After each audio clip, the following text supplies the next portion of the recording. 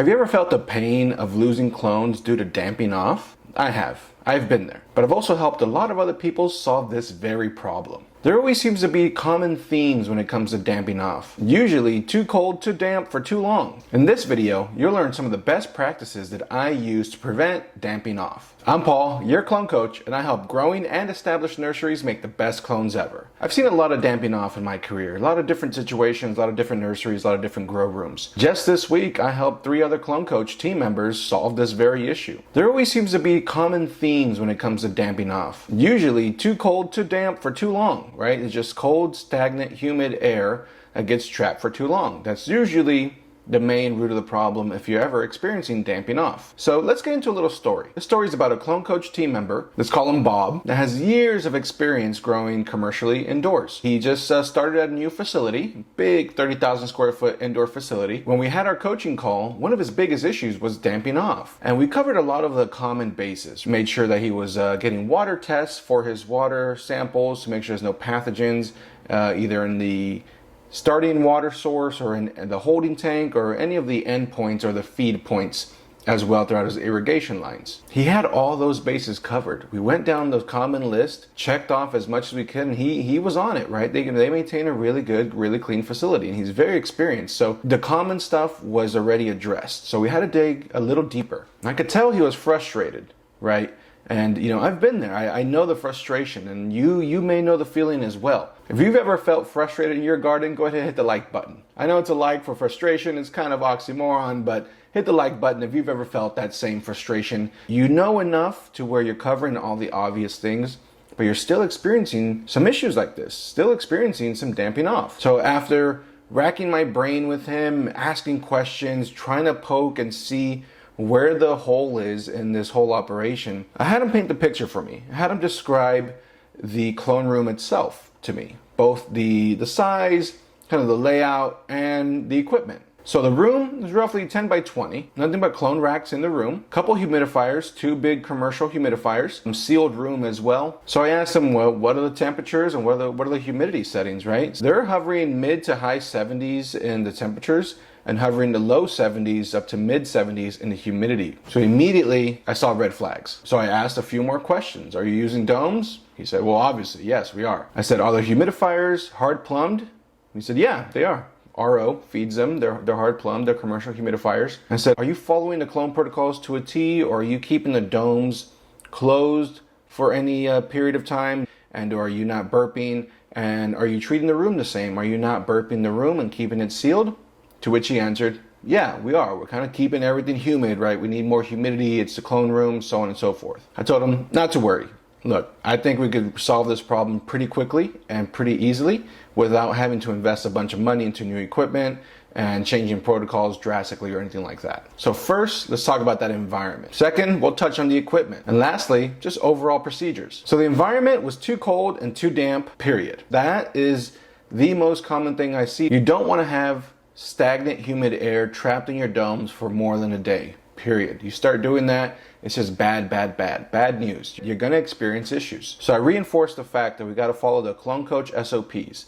One big takeaway is that you gotta treat your domes and your room the same to a certain degree. Same thing in a sealed clone room or a sealed vegetative room. You don't wanna trap humid air in your veg room or in your clone room for days on end. You usually wanna burp the room just like you would a dome. So burp the dome, burp the room. I know everybody's room is not always set up to have an exhaust. That's just the reality of it. So, you know, do simple things. Keep the door open while you're working in there.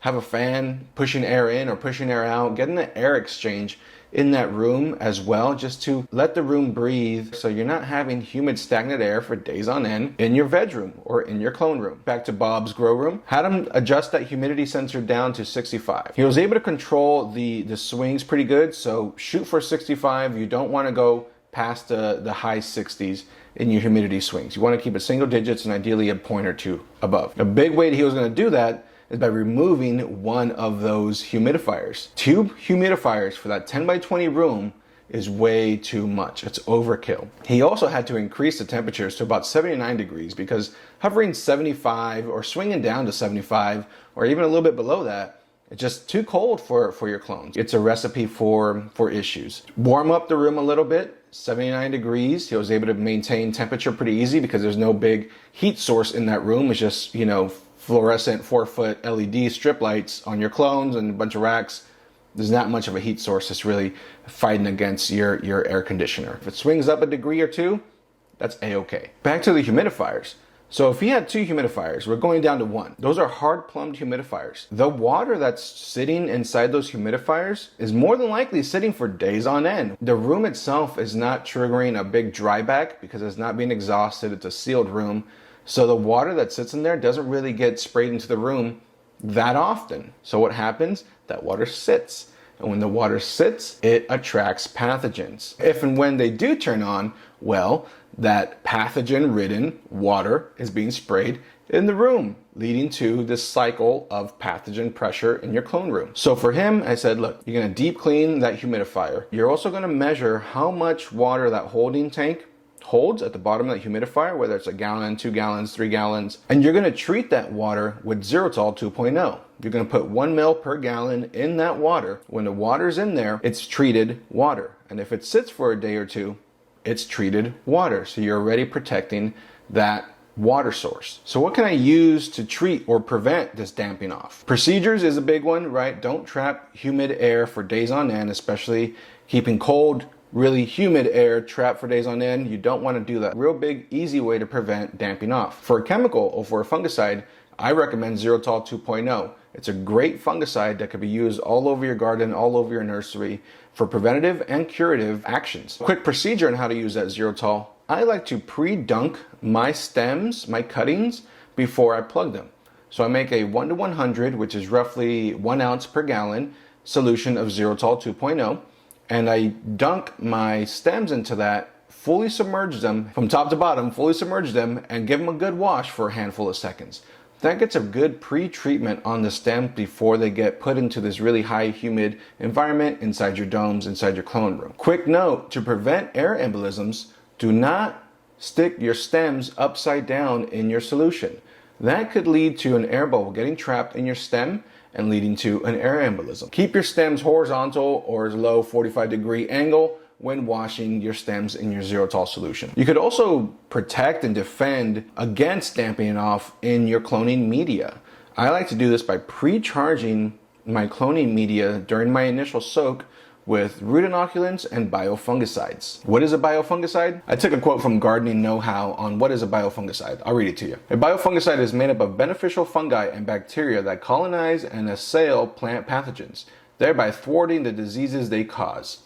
These microorganisms are commonly and naturally found in soil, making them an environmentally friendly alternative to chemical fungicides. When you add biofungicides to your root inoculant during your initial soak, you're really supercharging and protecting that root zone and that cloning media against any pathogen pressure. It's really the ultimate bio boost. Some of my favorite biofungicides that I like to use are Cease and Root Shield WP. So combine those two practices of introducing biofungicides into your cloning media, adjusting your environmentals to the right parameters, a little bit warmer, a little bit drier versus colder and more humid, and let your domes and rooms breathe. Those things combined will address a good majority, I don't want to say 100% because nothing's 100%, but a solid majority of your damping off problems. And I assure you, by addressing all those things and taking those actions, that you will see results. So that's it for today's video. I really hope you learned how to prevent some damping off in your gardens. Question: do you make hundreds or thousands of clones per batch? And is it really important to you to make sure that those clones are the best clones ever? Then I highly recommend you head over to clonecoach.com and choose a coaching solution that's best suited for your needs. Clone Coach out.